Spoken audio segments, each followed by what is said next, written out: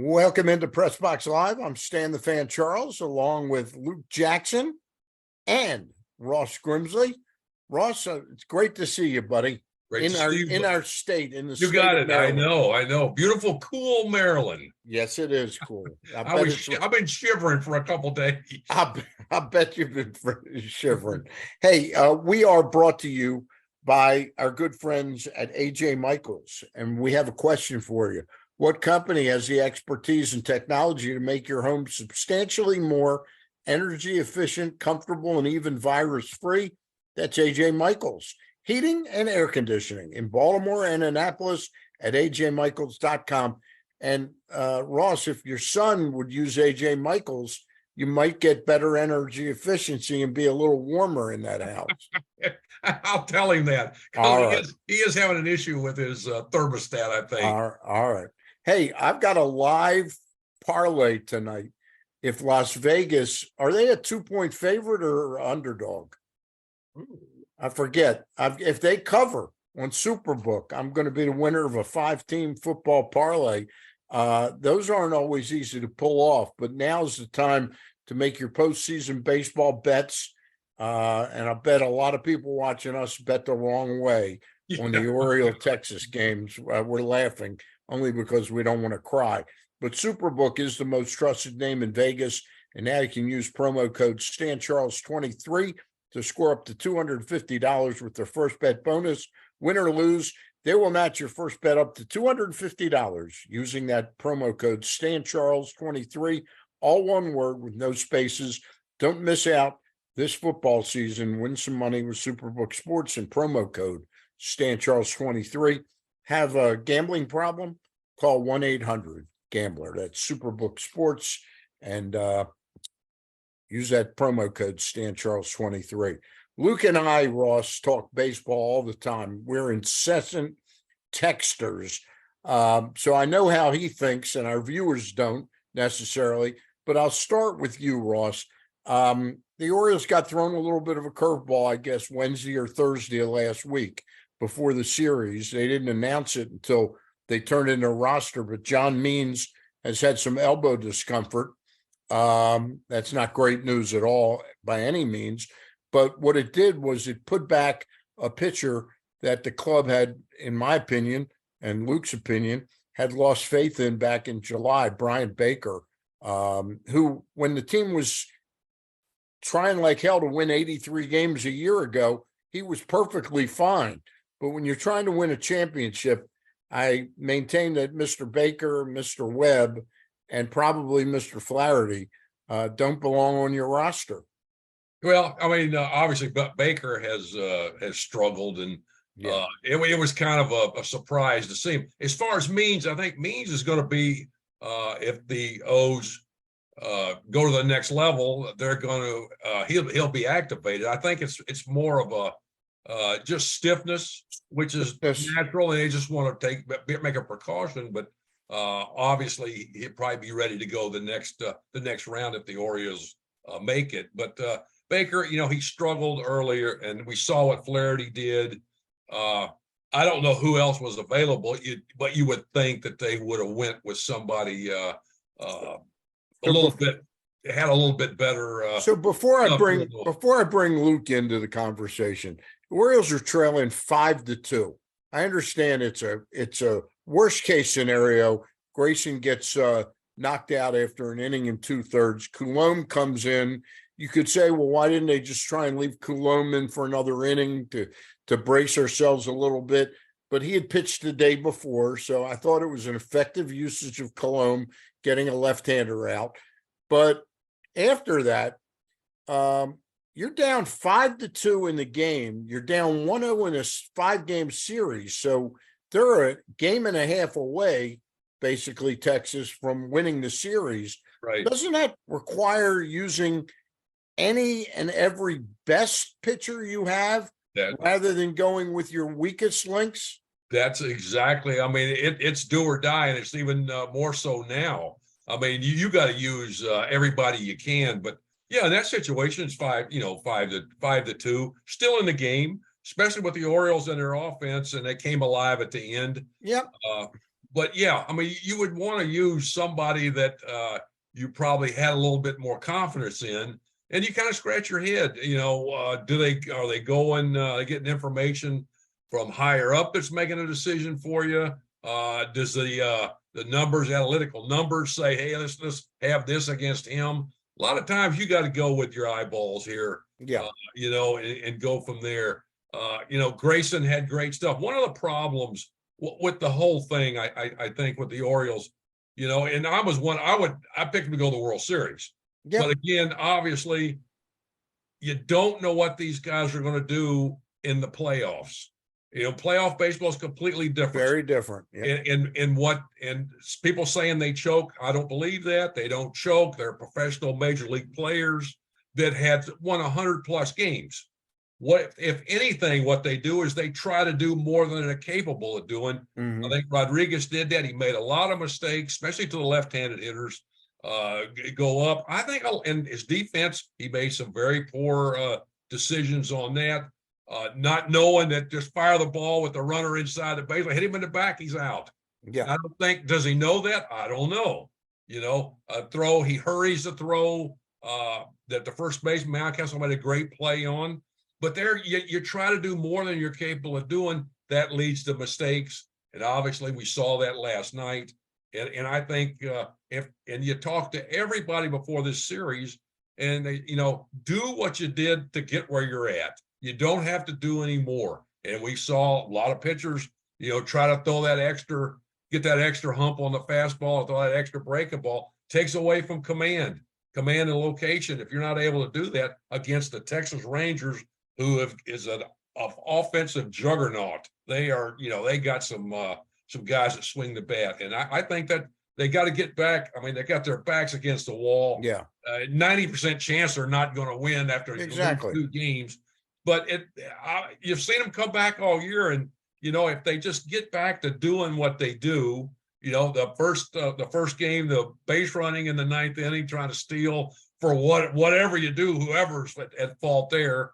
I thought that was probably something that a mistake. It's a miscommunication. You can't do that. And this is something that I think the guys are getting a lot of experience that they can use in the future from this. And I think it'll be hopefully they bounce back and make it a series. Luke, we talk about the players' experience. And again, I'm a Brandon Hyde fan. Okay. So I'm not going to get into bashing him, but you wonder if he's got a little bit of a tight sphincter right now that he didn't have for, about the first 100 games of the year this year, where he was playing with house money every day. Do you think that Bruce Bochy, the experience he's had, filters off on his team? I certainly think that having an experienced hand like Bochy in the dugout during October is certainly not a bad thing.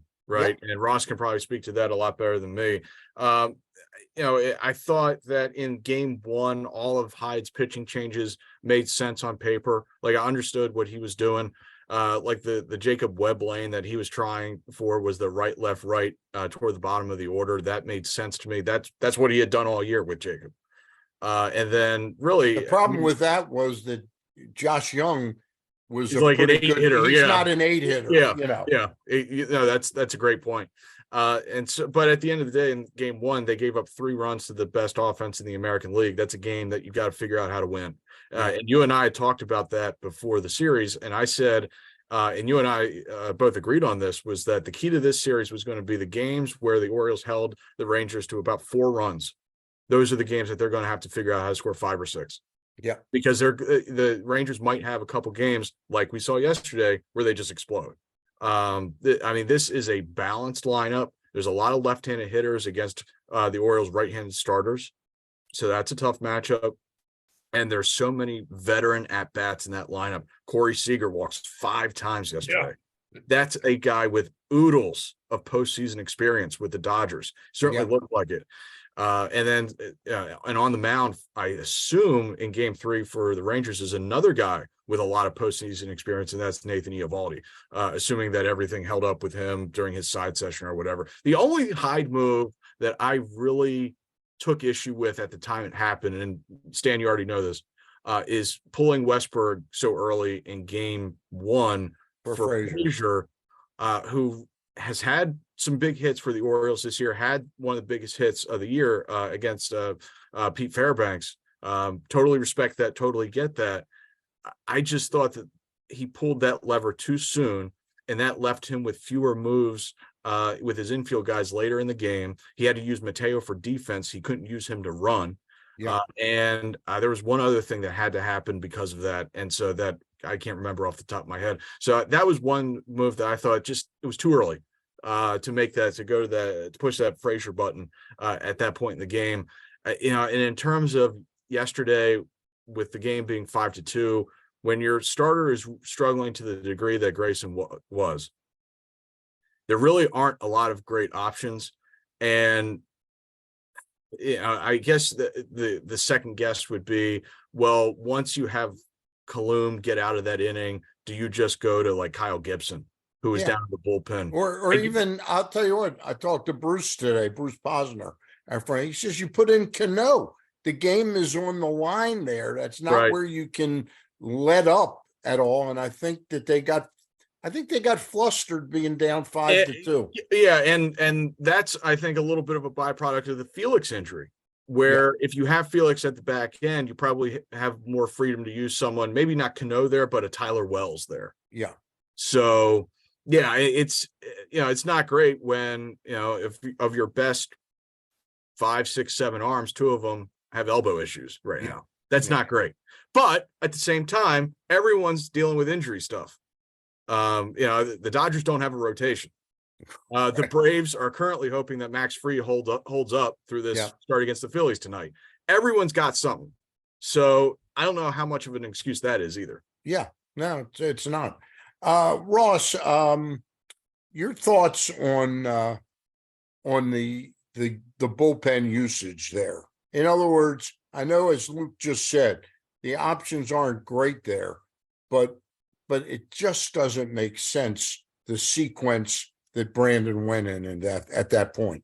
Yeah, you kind of scratch your heads, and I don't know what if he was questioned about it and what he said, if he was, but it's interesting that you're in the game, and if you get down 2-0, like they are, chances are you're not going to bounce back. You got a 1 in 7 chance, or 1 in 8 chance of winning. You got a all hands on deck. Go with the best guys you got. Yeah.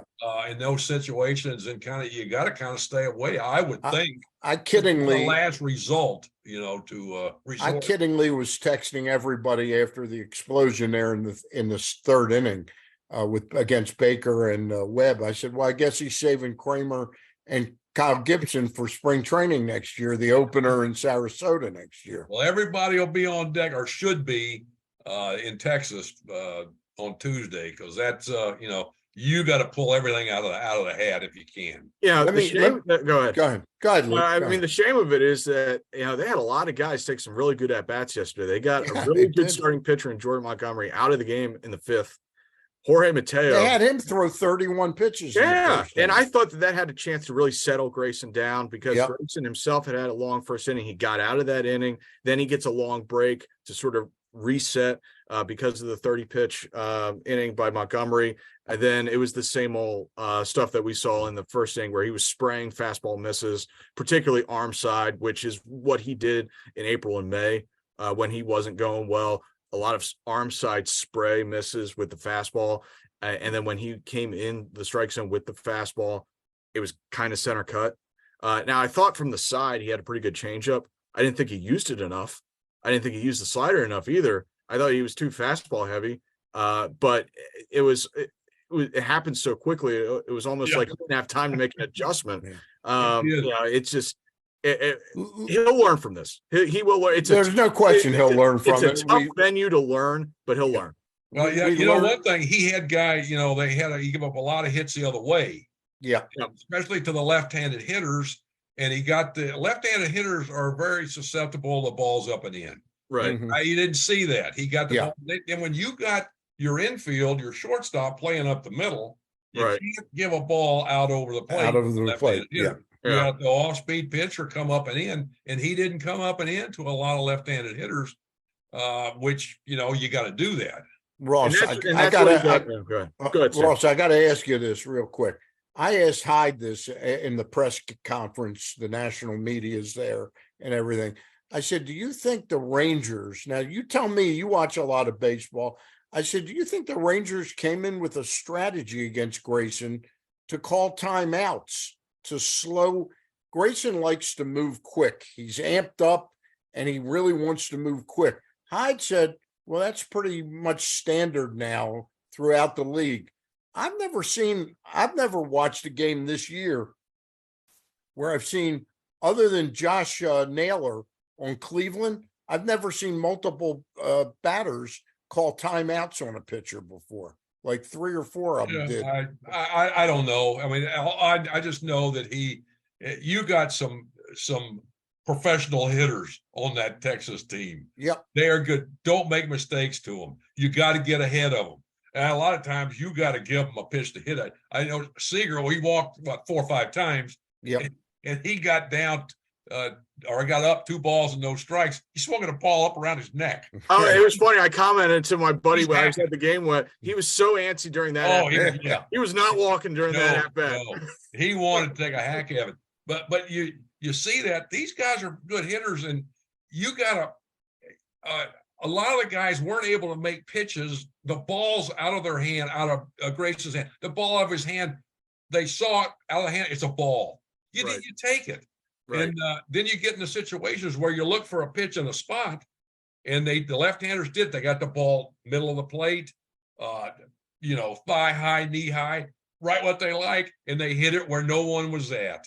So you got to tip your hat to those guys. But I don't think Rodriguez got in a situation where he could use his off-speed pitches as much as he'd like to, because they beat him before he could get to them.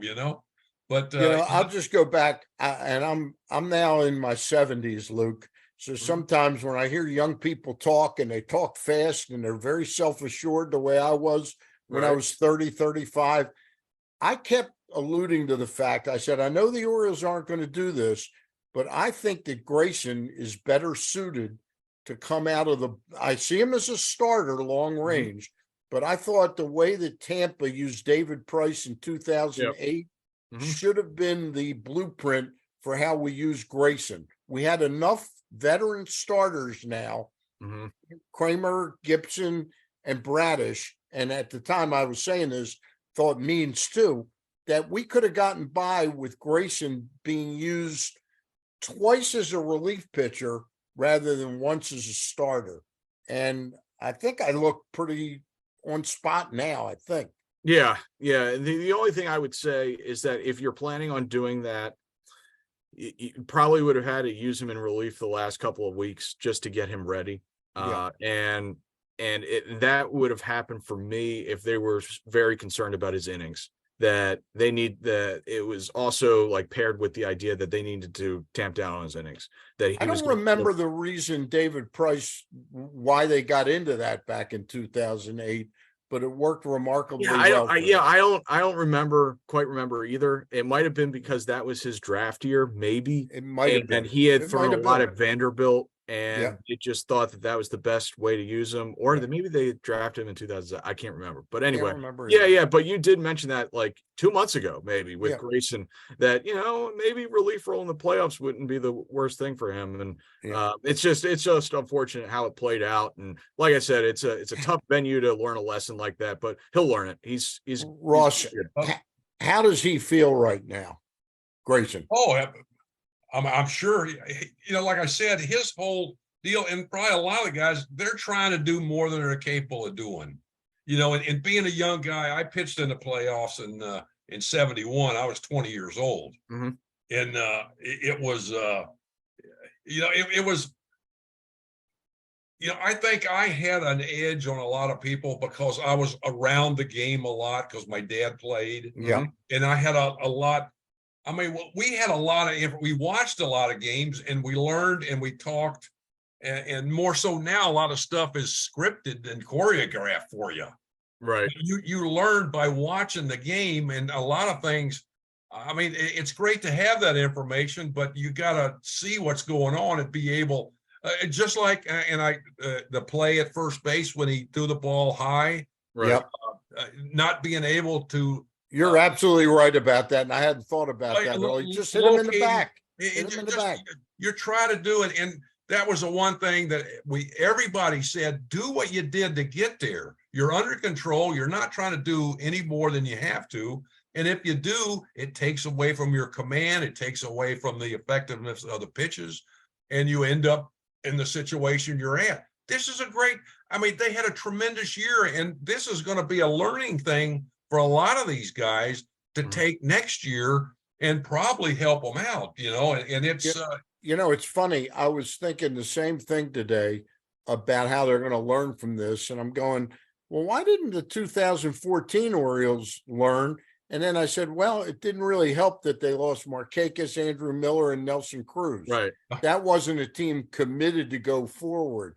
The question is, and again, we're not bailing on the season. We're just talking pragmatically here. Sure. The chances of winning the series now are about about 1 in 8.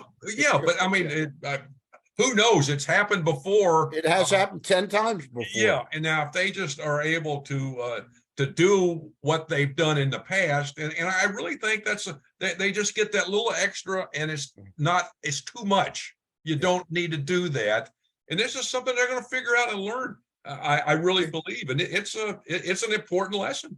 The interesting thing about this series is, and again, we're being practical, the record of teams that have won a 5-game series down 0-2 is 10-78. So we got roughly a 1 in 8 chance of doing it. But if we win one game, and that's going to be the tough one, you win one game, what do they do pitching wise that's so great? They've got Heaney and Dunning for game 4, I guess, because Gray, and they're talking about Max Scherzer coming to the rescue. I don't see that happening. Yeah, and they got a weak bullpen, and we saw that. And it's a matter of who I really, the Orioles get back to doing what they did. Strange things can happen. It can happen. All right. Hey, let me tell you about one thing that is going to happen tonight. The three of us are all in the state of Maryland, within probably 20 miles of each other, and we're meeting at the Costas Inn tonight.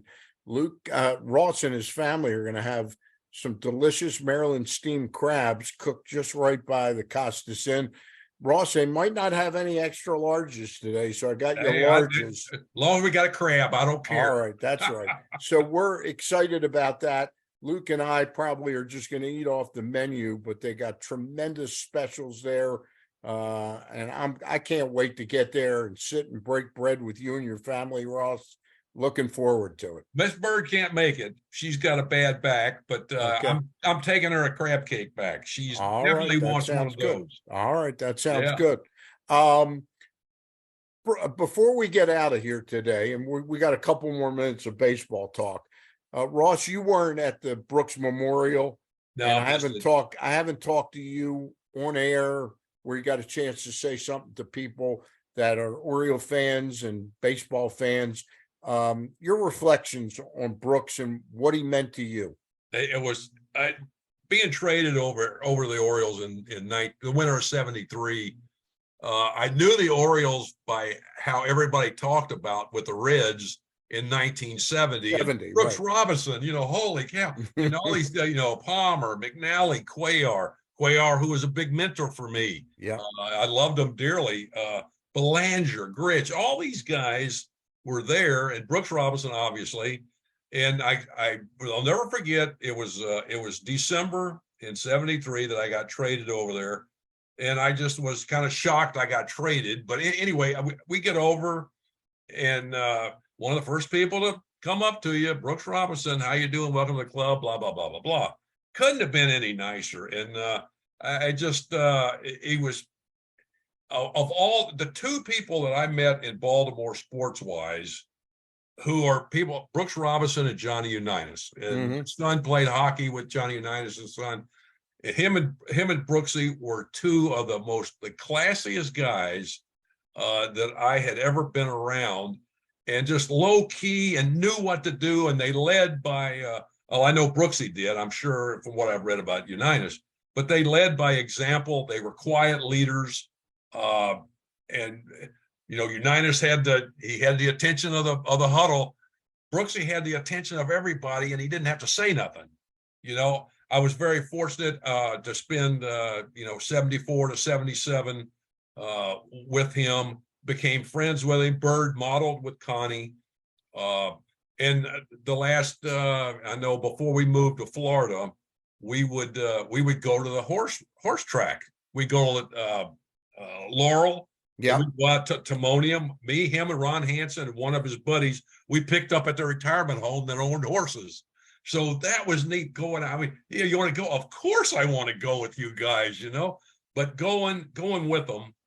And the people would come up and want an autograph. The people would want a picture. Not everybody would do that. Right. But he couldn't have been any more cordial to them. And everybody. Well, the reason not everybody came up is over 40 years here in town. No, really. But everybody else had gotten their pictures taken with them much. already.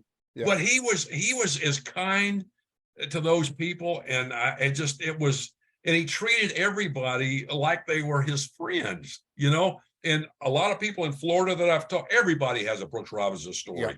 Yeah. That's a baseball fan that has been around him, been on a plane with him, walked in, wherever, walking around and run into him. And he treats everybody. I've never heard one person say anything derogatory about him in any way. I've never seen him mad.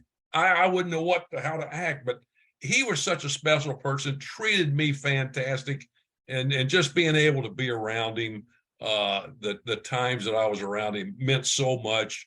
Him and his family, Connie, the boys, he's going to be dearly missed. And Brooks Robinson, Baltimore baseball, it all goes together. You can't, there's not what he meant to baseball and just it's just very special. And I'm just really thrilled and grateful that I had a chance to be around him, spend time, and I can actually call him a friend, and he called me his friend. That means so much. Yeah. We lost a great man. Getting back to the Orioles now for just a couple minutes. Luke, Mike Elias, first job as a full general manager. Brandon Hyde, first job as a manager. What do you think they've learned if in fact this series does end in 3 or 4 games? What do you think they've learned that they know that they need to do next year? And I hate to do a postmortem before, because who knows, then they come back and win 3 and people say, yeah, you schmucks, what were you talking about? Yeah, I guess it is kind of hard to do an evaluation before the series actually ends. The easy thing that a lot of people will point to will be Mike Elias's first deadline as a buyer. Yeah. Obviously it was a dud. And if there's one thing he would have learned from that, it's either go big at the deadline or maybe make the smaller incremental moves like Alex Anthopoulos did in 2021 to plug holes that don't cost really any prospect capital, but they do the job.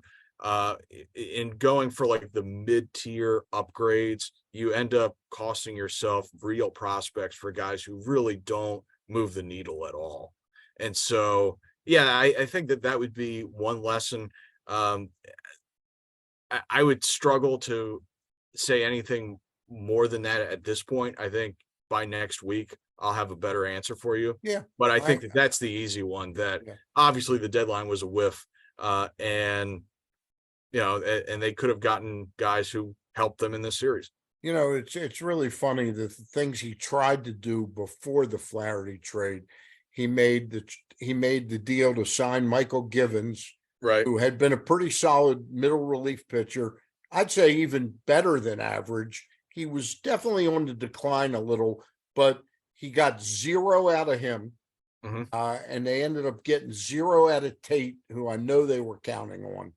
So to me, that left them a little shorthanded. And then he tried to be, I think he tried to be inventive. I could use the word cute by taking his chance on a Shintaro Fujiyama. rather than getting a real relief pitcher somewhere.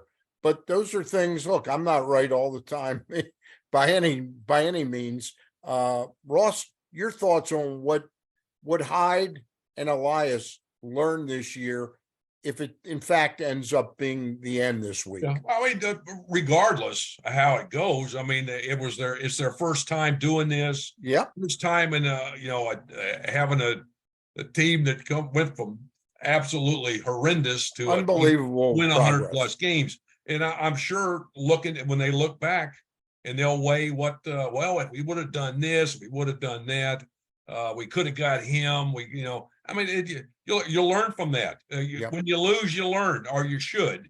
And I'm sure all these guys and they're smart enough people to pass on, and the young players learn. Hopefully they learn from this too. But pitching wise, you got to have pitching.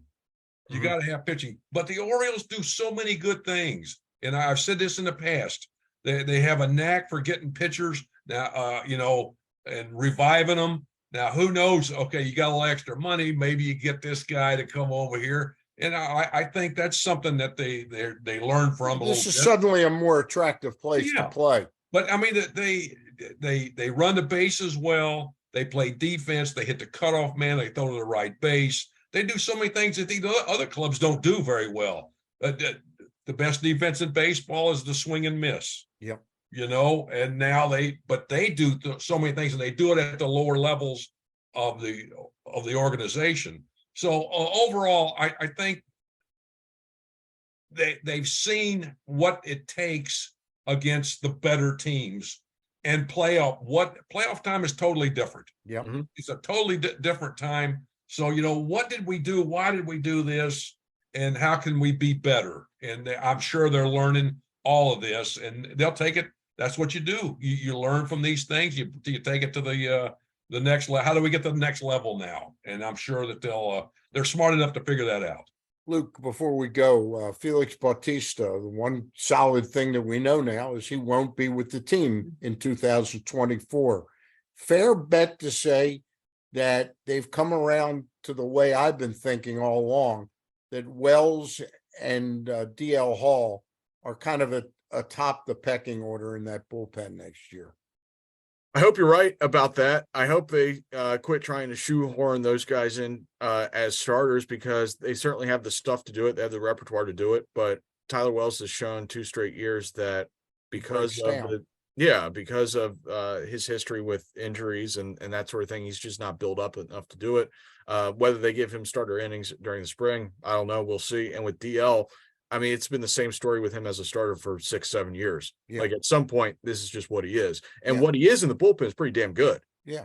He was electric in game 1 and gave him a chance to win. So, I hope they're coming around to your way of thinking on that. But what's the old saying? You can never have enough starting pitching, and teams will, I think sometimes to pitchers' detriments, try them so hard as a starter when it's obvious that they're better suited in the bullpen, and it can kind of hurt them as a pitcher. All right. We're going to reconvene this conversation at 6:30 at the Costas Inn. Ross Grimsley. Stan, I do want to say something. Go ahead. Sure. We lost, Jim Poole passed away. I'm sorry, we didn't mention that. We had him on the show, and he passed. Our prayers to his family and his wife. That's sad. I just happened to see it the other day, and that's just wanted to pass that on to everyone. It was nice. The ball club did a thing. Yes. They asked for a moment of silence yesterday. He's a good guy. Really a really good guy. It was great to have him on the show. I'm so grateful he was able to do that and share what he was going through and the situation and stuff. And he'll be missed. A good guy. Yeah, that's a great point. I thank you for bringing that to our attention, Ross. Again, we'll reconvene some baseball talk out at the Costas Inn as Ross and his family eat some crabs, and Luke and I porridge the menu out there at the Costas Inn. 4100 North Point Boulevard. We'll see you guys, and we'll be back next Monday talking baseball. Win or lose, we'll be talking baseball on Mondays. All right. Talk to you soon, guys. See ya. And thanks again to the Costas Inn AJ Michaels, and Superbook, where you can use the promo code StanCharles23 and get that first bet match, win or lose, $250 on your first bet. Thanks for joining us. Bye.